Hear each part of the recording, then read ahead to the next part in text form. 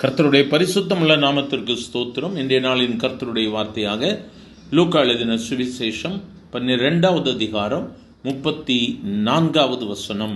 உங்கள் பொக்கிஷம் எங்கே இருக்கிறதோ அங்கே உங்கள் இருதயமும் இருக்கும். மிகவும் அருமையாக நம் ஆண்டவராக இயேசு சொல்லுகிறார். நம்ம இருதயம் எங்கே இருக்கிறது?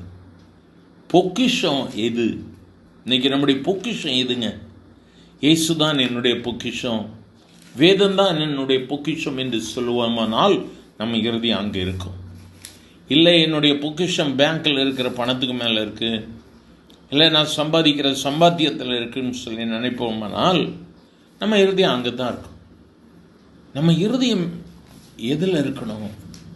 கர்த்தர் எனக்கு எல்லாவற்றையும் செய்வார், கர்த்தர் எனக்காக யாவற்றையும் செய்து முடிப்பார்.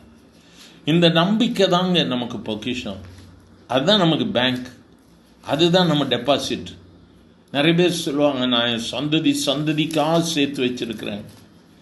எந்த சந்ததிக்கு நீ சேர்த்து வச்சாலும் கடைசியில் ஒரு நாள் உண்டு, நியாய தீர்ப்பின் நாள். அந்த நாளிலே நியாயாதிபதி ஆகி என் ஆண்டவர் ஆகி இயேசுவின் முன்பதாய் நிற்க வேண்டும். அப்பா அவர் கேட்பார், எப்பா உன் பொக்கிஷத்தை எங்கே சேர்த்து வச்சிருக்கிறேன்? எனக்கு அருமையானவர்களே, அன்பு என்கிற அந்த பொக்கிஷம், தேவன் கொடுத்த கிருபை என்கிற பொக்கிஷம், தேவன் கொடுத்திருக்கிறவைகளை எல்லாம் நான் எந்த இடத்துல வச்சிருக்கிறேன்? மறைத்து வைத்திருக்கிறோமா? இந்த பொக்கிஷம் எங்கே இருக்கிறதோ அங்கே உங்கள் இருதயம் இருக்கும்.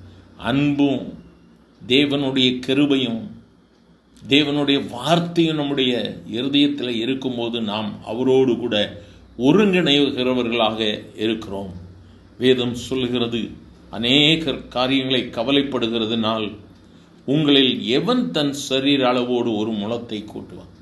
இந்த உலகத்தில் கவலைப்படுறோம், நிறைய காரியங்களை யோசிக்கிறோம், அப்படி செய்யலாமா இப்படி செய்திடலாமா, நிறைய யோசிக்கிறோம்ல. You can not succeed anything. நீ எதையும் சாதிக்க முடியாது. ஏன்னு சொன்னால் கர்த்தர் ஒருவரே உனக்கு முன்பதாக செல்லுவார். நீ உயிரோடு இருக்கும் நாளெல்லாம் ஒருவனும் உனக்கு முன்பதாக எதிர்த்து நிற்பதில்லை. நான் மோசையோடு கூட இருந்தது போல உன்னோடு கூட இருப்பேன். வாக்கு கொடுத்தவர் உன்னோடு உன் குடும்பத்தோடு கூட இருந்து வழி நடத்துவார். நீ சர்ப்பங்களை எடுக்கவும் தேள்களை மிதிக்கவும் அவர் உனக்கு அதிகாரம் கொடுப்பார். நீ செய்ய வேண்டியதெல்லாம் ஆண்டவரை சார்ந்து உன் இருதயம் இயேசுவின் மேல் நம்பிக்கையாக இருக்கட்டும். உன்னுடைய இருதயம் இயேசுதான் எனக்கு, இயேசுதான் என்னுடைய பொக்கிஷம் என்று சொல்லி ஒப்பு கொடுப்பீர்களானால் நீங்கள் பெரிய மேன்மையை காண முடியும். எங்கள் அன்பின் ஆண்டவரே, ஆசீர்வதிக்கப்பட்ட இந்த நல்ல காலை வேளைக்காக நன்றியப்பா. நீர் கொடுத்த வார்த்தைக்காய் ஸ்தோத்திரம். ஆண்டவரே, எங்களுடைய எண்ணங்கள் முழுமையாக வேதத்திலும் கிறிஸ்துவையும் சார்ந்திருக்க, அதையே எங்களுடைய பொக்கிஷமாக நாங்கள் தெரிந்து கொள்ள கர்த்தர் எங்களுக்கு உதவி செய்யும். எங்கள் இருதயம் கிறிஸ்துவின் மேல் முழுமையாக சார்ந்திருக்கட்டும். கேட்கிற ஒவ்வொருவருக்கும் வாழ்வில் இருக்கிற தடைகளை கர்த்தர் அப்புறப்படுத்தும், மேன்மைப்படுத்தும்.